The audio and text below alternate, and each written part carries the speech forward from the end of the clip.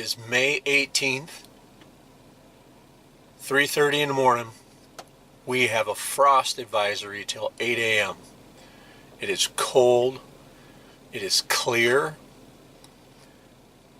We are headed to a place to go after a bird named Taco. How do you say it in Spanish? Hasta la vista. But today we're going to give it a crack on Taco and see how it goes.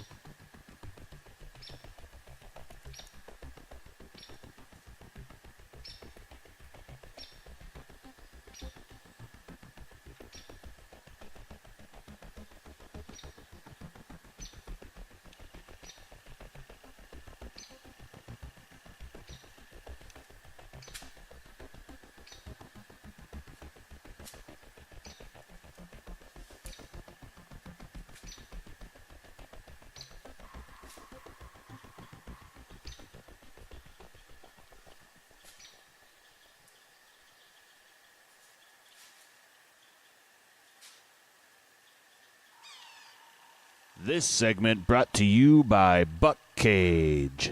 Do you know where Taco is?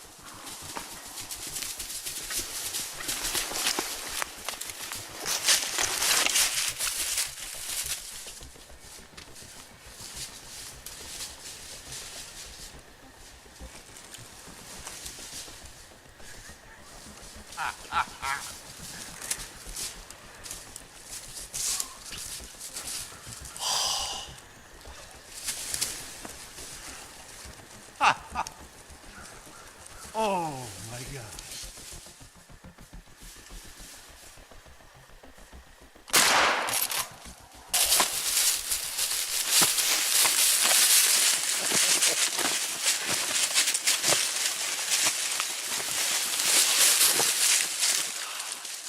Holy hoss, is he the boss?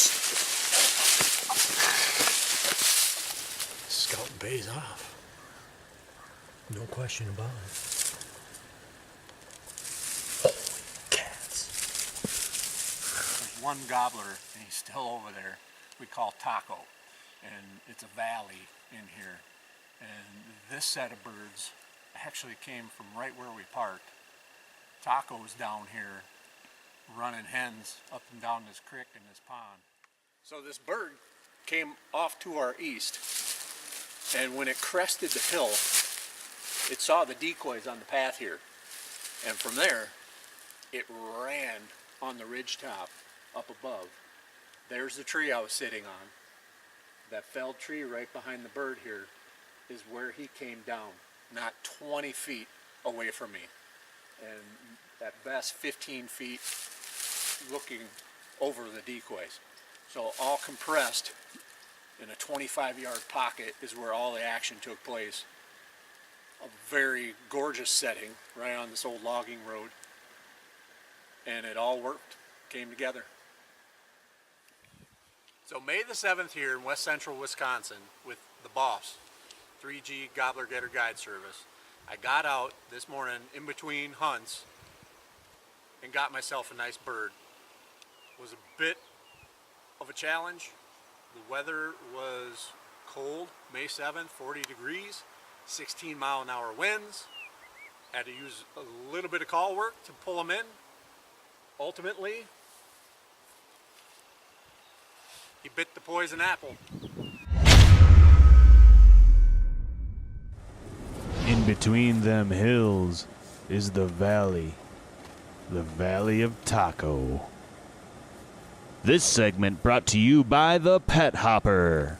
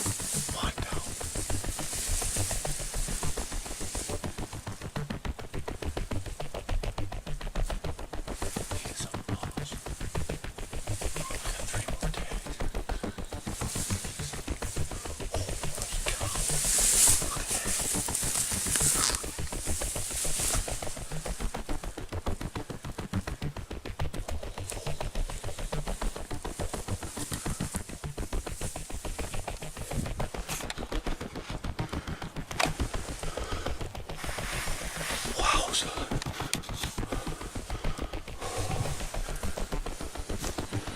Oh my God.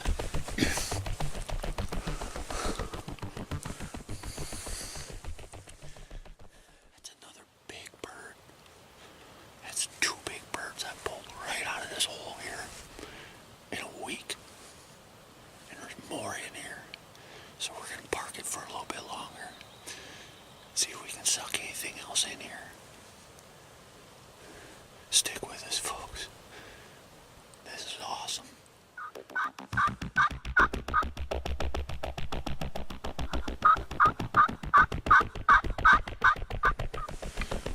This bad chicken right here is what did it up.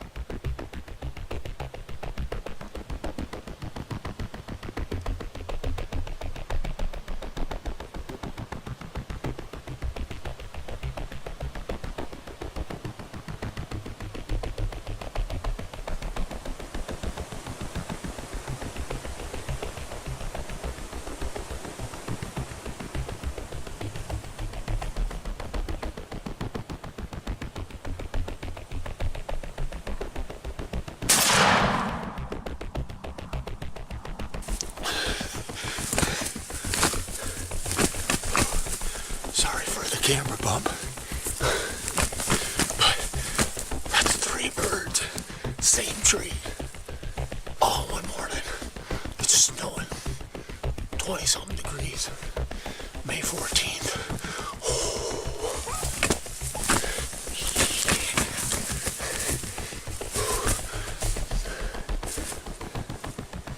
Patience. Colin.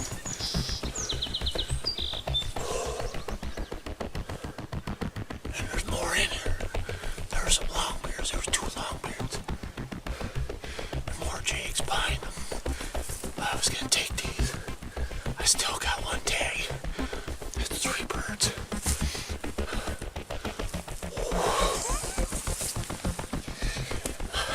3G.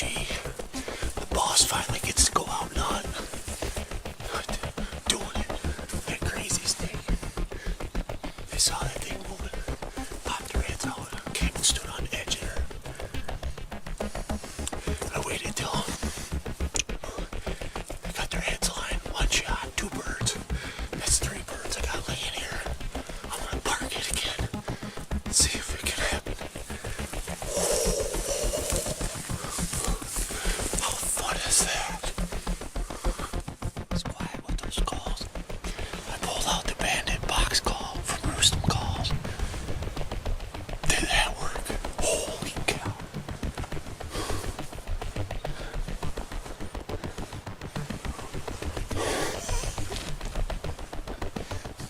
Knock them out the box, I'm telling you, folks. Wow. Reach. Get some. So as soon as he saw these crazy steaks, He hooked that corner this morning. He came right in. I couldn't resist it. He was not happy with this setup right here, as you see in the video. But you can see with a little breeze, they just give it enough motion, not only going side to side, they go up and down, so it brings them to life. They look like they're alive. No matter what decoy brand you put on there, it's going to work. Adding motion to your setup seals the deal pretty much 80% of the time, especially on turkeys, because their eyesight is so well.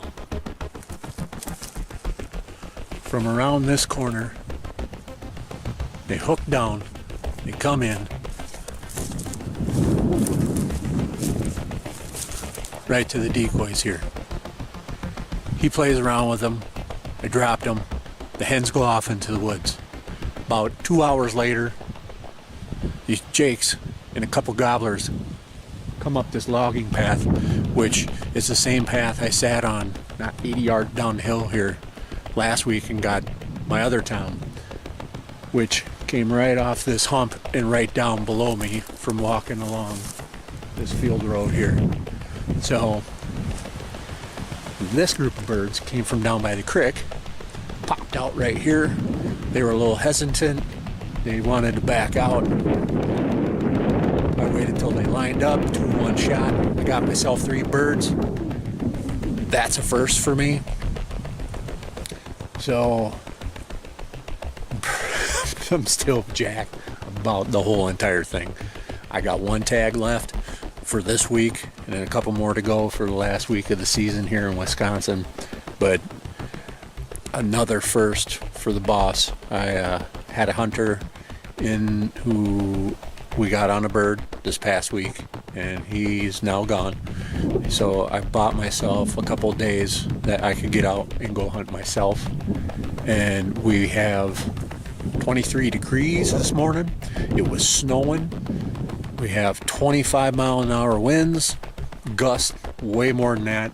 So I had to pick a spot that I was going to be out of the wind. And this was the only place I could think of, and it paid off huge. Down in this bowl, there's a little gully going down to the creek. And sure enough, they were in here, and they're still here. There's a couple, 2 at least, gobbling down by the creek as we speak. Plus these gobblers that were in here with these jakes. A couple more jakes in here as well. We're going to back out for the day, give this place a rest. We might be back in here tomorrow. We'll see. But man, what a hunt. What a morning. Just stoked. Got in here about 4:35 this morning. Came in with my pruners, snipped a bunch of stuff down. 3 shooting lanes. Every single one, I could have had a shot. I decided to let them hook around that first group and come right into the decoys. Always, always have some sort of tool on you that you can use to get those extra little lanes that you need. It pays off. It may seem simple and silly, but it saves you time. You can get in, it's efficient, and ultimately gets the job done. I want to thank the landowners for letting us in here, as always, and that's any of our properties with the guide service. We had hunters below us as well. They did see birds. We will be back in here. Looks like the farmer's going to come in and plant, so we might scoot for a day or 2 and hit another field. But always thank the landowners. Go knock on some doors. It's so worth the while, and you might just make a new friend. 3G Gobbler Getter Guide Service. Get some. Take 3. Yeah. Get some.